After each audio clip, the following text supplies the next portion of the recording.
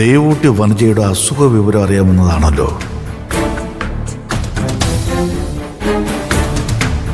കിഷന്റെ കുഞ്ഞുനാളിലെ photos കണ്ടാൽ അത് പ്രശ്നമാവല്ലോ.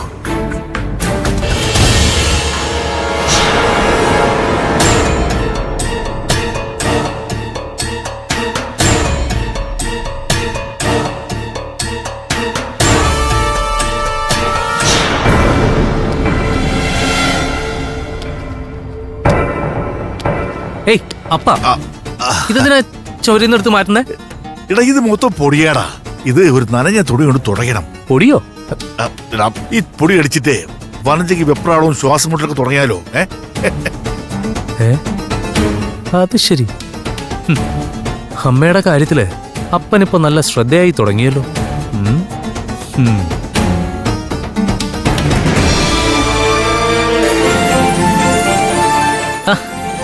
ദേവുട്ടേച്ചിയോ?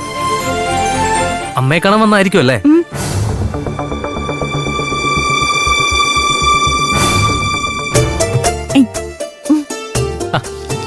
ഇതിന്റെ ഒന്നും ആവശ്യം ഉണ്ടായിരുന്നില്ല.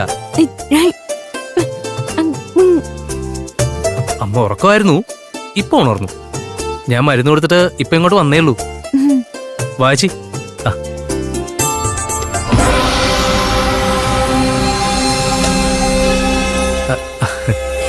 ഇതെനിക്ക് വിദ്യാമ തന്നതാ.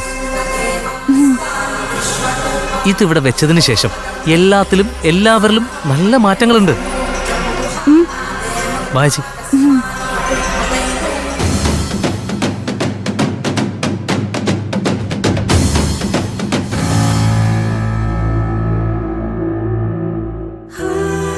അമ്മേ, ഇതാരാ വന്നിരിക്കുന്നു നോക്കി.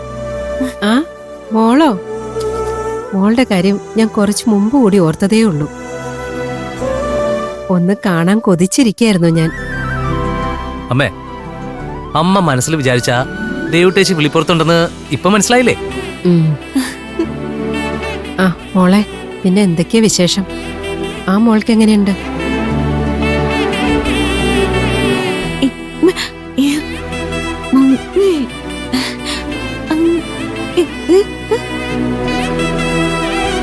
അമ്മേ, ശിവപ്രിയ മിടിക്കായിരിക്കുന്നു.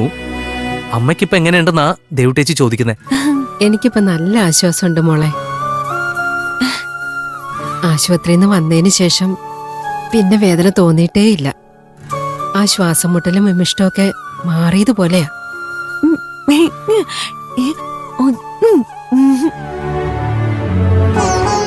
നിങ്ങൾ സംസാരിച്ചിരിക്കും, ഞാനേ ചേച്ചിക്ക് കുടിക്കാൻ എന്തെങ്കിലും എടുക്കാം.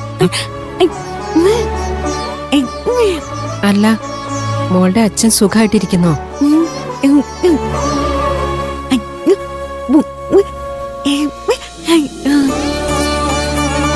ദേവു ചേച്ചിയുടെ അച്ഛൻ ഇപ്പൊ പഴയതുപോലെ പൂക്കടയിലൊക്കെ വരാൻ തുടങ്ങിയെന്ന്.